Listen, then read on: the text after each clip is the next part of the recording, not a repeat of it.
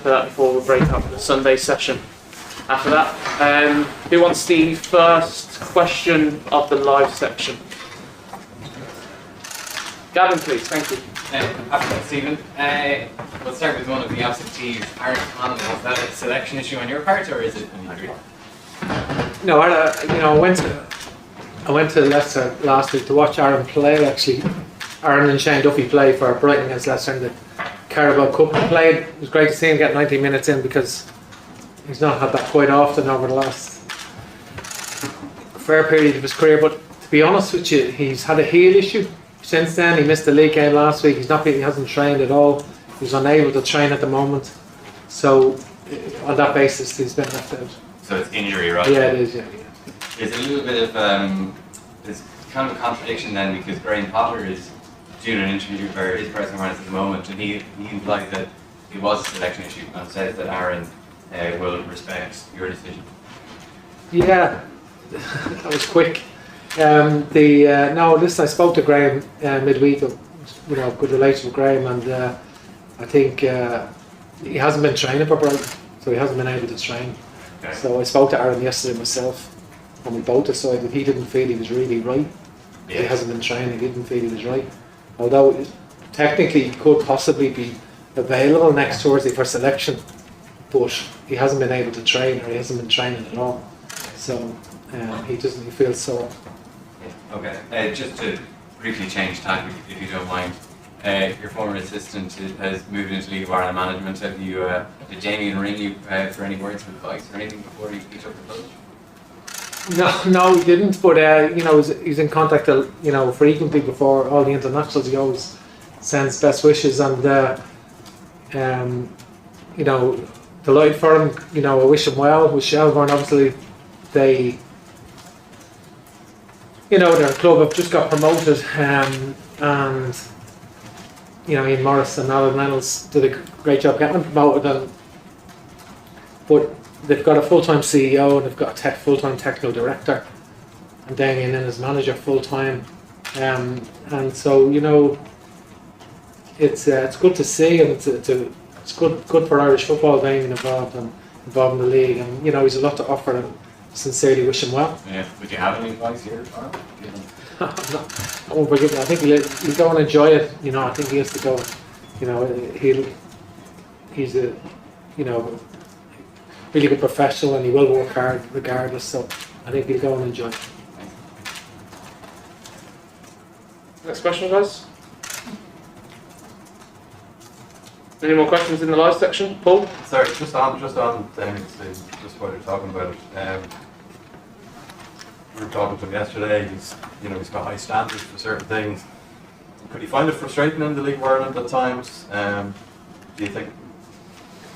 No, I think he's gone in with his eyes completely wide open, because he's been coaching at under 15 level for a few seasons and at under 17 level for a few seasons. So it's not like somebody who's just come back from England and they're taking a job and adapting. He's been on training grounds and in grounds for the last few years, so I don't see that as an issue really. I'm sure he's excited about managing the team, and I'm sure he's looking forward to it. Stephen, imagine it's great exciting to sell out and give even next Tuesday. First time for yourself to see a full house. Yeah, no, it's very, very special for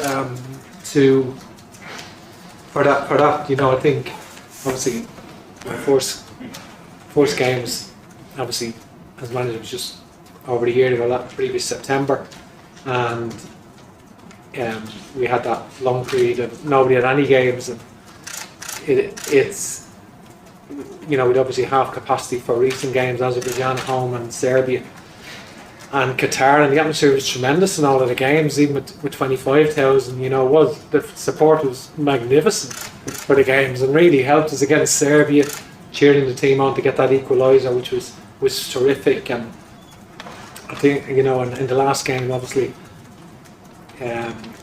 winning convincingly, they really got behind the team, and so that was to have a full house is very, very special, and I think everyone will really look forward to it. You see the last game and then obviously this game, the tickets on that so quickly, the support in the stadium. Do you see that as an indication for yourself? You know, when you see how much your fans are getting behind what the team is doing.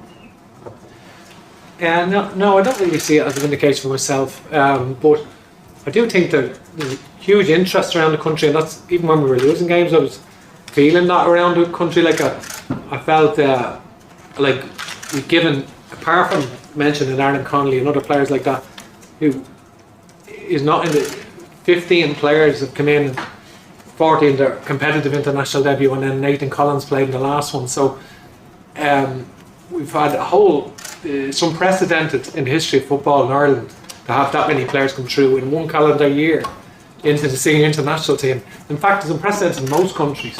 So it's a radical reshift in terms of style, what we've introduced in relation to the number of players that we've brought through, which is what brilliant work that all the Irish underage coaches have been doing for the last number of years. It's a reflection of what they've been doing, really.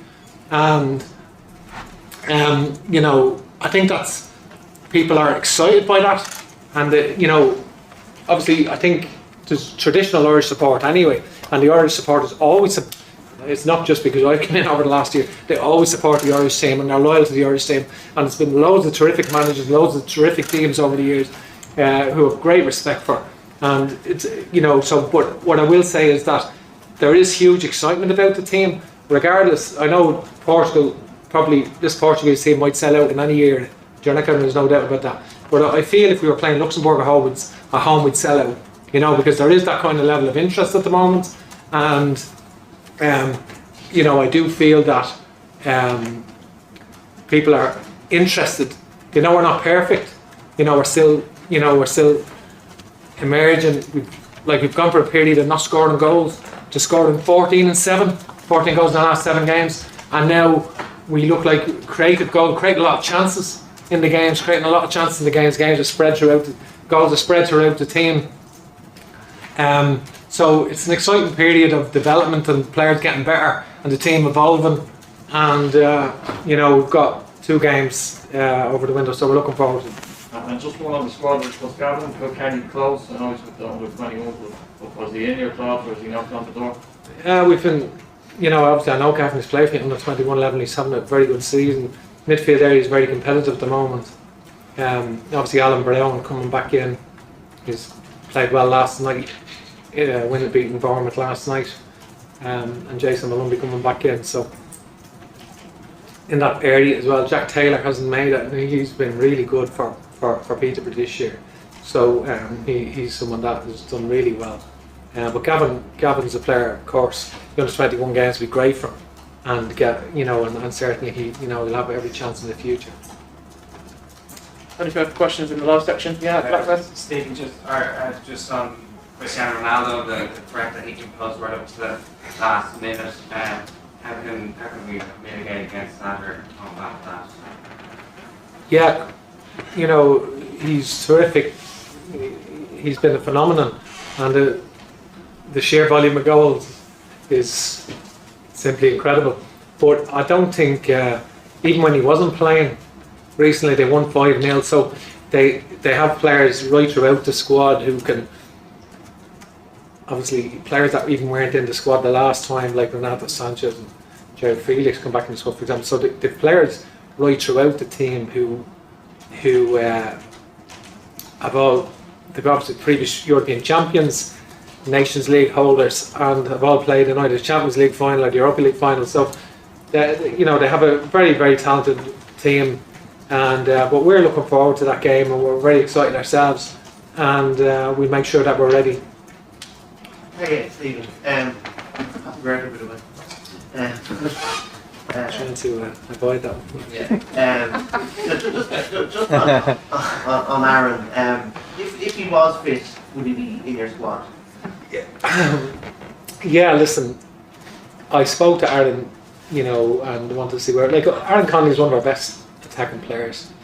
He's, I have great belief in him. He's had a tough time a little bit with not playing matches and with confidence as well, maybe because he hasn't been playing. He's had an up and down time with injuries, and it's not easy getting into the Premier League and playing. Brighton have done brilliant this year, and it's not easy not playing. And he isn't he doesn't find it easy not playing. He's someone who was he has a tremendous determination to do well. He wears his heart on his sleeve. He doesn't hide his disappointment. That's the nature of Aaron. But he's because I've had him for a couple of years under 21s and with the senior international team, and he'll have a big part to play in our future, I find. But yeah, he felt he wasn't right. You know, he felt I spoke to him, and he felt his heel wasn't right. You know, at the moment, he hasn't been able to train, and that's why he's not in the squad. You know. Just ask about Kieran Clark as well. I know you spoke about last month potentially coming back in. If he's playing every game for Newcastle, like, is it a selection thing or is he just not available? Well, I think, listen, Kieran is there if we need him. I think Kieran is there for sure if we need him. He's been a very good player for Ireland, and you rightly point out he is playing for Newcastle. You know, he wasn't available for one window, and it just meant the other players that came in did very well. Andrew Omamadili came in, did well, and Kieran is certainly available if we need him. And you know, he's at that stage of his career, so that's where that is at the moment. We haven't made any change from the last squad in those positions. Alright. Hey Stephen, just back to Ireland, you didn't pick him, or you didn't play him last month. Does he need a break to get back to what you think he can be, or is he trouble adapting him to the expectations? No, I think Brighton's a terrific club for developing players. They've got real good culture in the club. You know, you've seen Shane Duffy there go back, have him come back into the squad and be really invigorated. And you've seen, you know, a lot of players coming through and playing there. And, you know, they have a number of players that come through their academy there. So, like every player, it's not always an upward curve in your career. You have to go through periods, and I'm sure he just waiting on an opportunity, and I'm sure he can go and do well. Just looking at this squad, I think 11 of the players you've called in your time, and another 2 made it out of date. So that's half the turnover, half the squad effect. Just over a year now. Is this now, like, do you see it as your squad? No. The squad.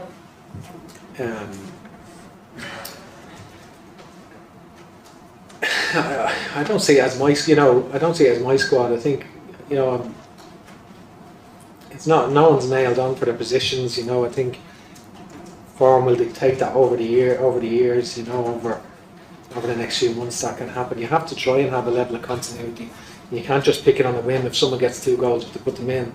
I think it's, because you're working on things, and our systems of play are different than other teams maybe, and the way we're playing, and you're working on stuff, so you can't just radically change all the time. But I do get the point you're making, that we have made a fair degree of changes, and then that lends itself to saying, is that your team? But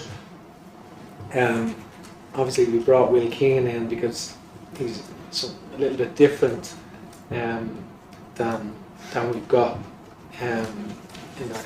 Drops deep, links play quite well, and scored some goals. So he's a different type of player. So there's always room for more players to emerge into the squad, and that's what we have to think that way. Philip? Hi Stephen, I know you were the big 5-0 the weekend, I was the big 6-0, so congratulations. I had a great weekend, I hope you had a great one. World Cup campaign stage probably hasn't gone as well as you would have liked. Do you think 2 strong performances in the next 2 games can help strengthen your case for a new contract? I've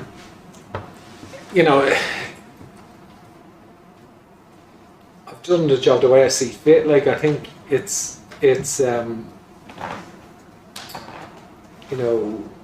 regardless, we want to have 2 strong performances anyway, regardless of any discussions of contract. Like, the contract's not until next July, so it's not something I'm fixated on. I've prepared the team for the last few windows since the summer.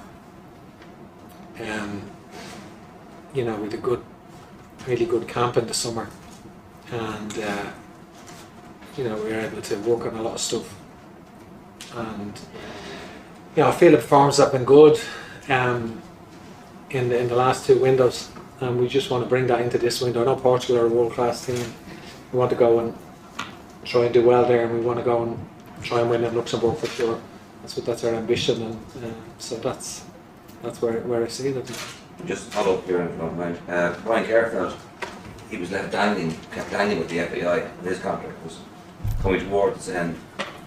Would you rather that it was resolved? You just said there you're happy to stay on to next June, or your contract goes on to next July, but ideally, you know, the Nations League coming in June and 4 matches and 2 more in September, you'd like to have it resolved sooner rather than later, would you not? To be honest, I see where you're coming from and so forth and all that, but I can't. That's one thing experience lends you to know that sometimes you can't influence them. You do things that you feel are the right things to do. You make decisions based on what you feel is right. You back your conviction. You show what you want to achieve, and if that's good enough, fair enough. Do you know what I mean? And that's the way I look at that. You know, in my viewpoint, I fully intend being manager for the Nations League coming up, and that's the way I see it. So, you know, obviously, I'm just looking at these games against Portugal and Luxembourg, and we're just preparing accordingly. We're watching the team evolve, and we want to improve again. A lot of aspects that we could improve on, and we want to continue to try and improve. Paul? Thanks. Sorry, I was just going to ask you about Aaron Connolly as well. Just I was going to come in earlier on. When he kind of came onto the scene first, there was a lot of hype about him at the end of Mick McCarthy's era. I know he'd been with you with the 21s. And hasn't maybe kicked on for him in terms. He hasn't scored a senior goal yet. How do you feel he has dealt with the pressure that's come with that step up and the attention that's been on? Well, listen, he's still only 21, and he's already scored in the Premier League and scored a few goals in the Premier League, and as you say, he's played 8 times, so he's done really well in his career to date. And it's very, very tough. Not many young strikers of that ilk coming through into Premier League teams. He's at a crossroads where, whether if he gets enough football between now and January, whether he has to decide whether he has a long period to get regular football. So that's no reflection on Brighton. Brighton have done brilliant work behind the scenes there with Ireland, and to develop them through their academy as well, and with their other players. But he probably knows that himself, that he is the type of personality that bit of structure. Known, for example, in the Championship, you got a match Tuesday, you got a match Saturday, you got a match Tuesday, you got a match Saturday, and it's sort of 44 games of that. And if you discipline yourself, then you're focused on the Tuesday and you get yourself ready on Wednesday. You got to go again Saturday, and that kind of focus, rather than having one match a week and you don't know whether you're going to play or not, and then you're probably not going to play. So, and then you just train and probably not. Over a period of time, that can, even to the strongest of characters, that can erode your spirit, if you like. So I think it's so to have that level of focus would be brilliant for him. But if you can get into the Premier League and do it, which that's not beyond him either. If you got an opportunity. So if you got into the Premier League, and brilliant, even better. But it's just very difficult to get sustained chances for any young player as a centre forward in the Premier League. Very difficult. Does that tie in though with kind of the hype that was made around him at the time, that maybe in terms of his confidence, that can hit his confidence, that so much was kind of made of him breaking through at that time, and that the lack of games, it just hasn't happened for him? Yeah, and does he beat himself up about it? Yeah, listen, even right throughout in international teams, young strikers coming through into under 21 international teams, and I still find it hard to play in the English Premier League. It is hard to get the opportunities, and so he's still young, and he's low. He will get. He is a goal scorer. He's a threat with his pace, and I think he can be a very important player for Ireland going forward. He just a sustained run of games will certainly help, and that's for sure. Let's have one from Dan and one from Brendan, and then we'll finish. Yeah, just Stephen, yeah, just one question. Chris James Coleman back, but sort of well documented. He's had a hamstring issue that's troubled him at various times in the last couple of months. Is playing 2 games in 3 days, 4 days an option for him, or will you have to, pick one as such? Just looking at his recent record, he hasn't played a huge amount of back-to-back matches in that sort of time frame. Yeah, it's something that we have to examine. In relation to a few issues. Shame's a brilliant captain, brilliant player, outstanding player for Ireland. Obviously, the Azerbaijan game is the second game in a few games when he got the hamstring injury. Obviously, he's had it over the year. Just such pressure on him to play all the time. He just wants to play for Ireland, play for Ireland. Just wants to he never puts himself first. Always the team, and always the team. Always plays. Always wants to play, and it's taken its toll where he's had 4 hamstring injuries in the year. So it's we do have to look at whether he can do 2 and 3. So these are things that we have to examine. Him himself, he'll want to play in every game and just want to put himself forward. And that's the thing about the wing backs at the moment, is that I feel like since we've changed to going with three at the back, is that the level of competition now with Seamus and Matt Doherty and Enda Stevens and James McLean.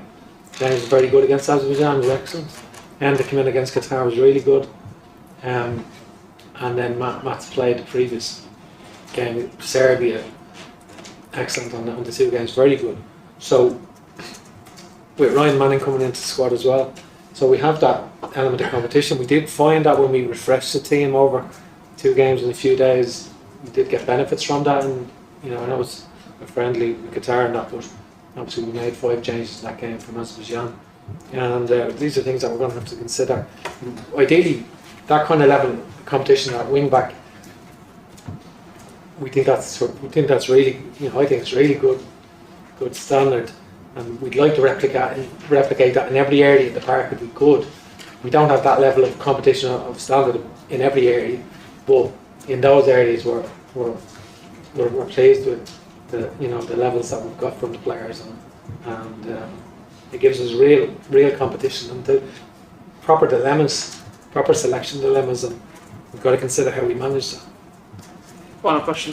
Stephen, if you could indulge us for a minute, could I ask you, in terms of the pantheon of great players, where would you rate Ronaldo? And maybe if you could talk briefly a bit about the players that you admired, very subjective debate, obviously. Where would you see Ronaldo? Right, that's such a difficult question. Like it's a fair question, I think it's obviously different eras. The game evolves all the time.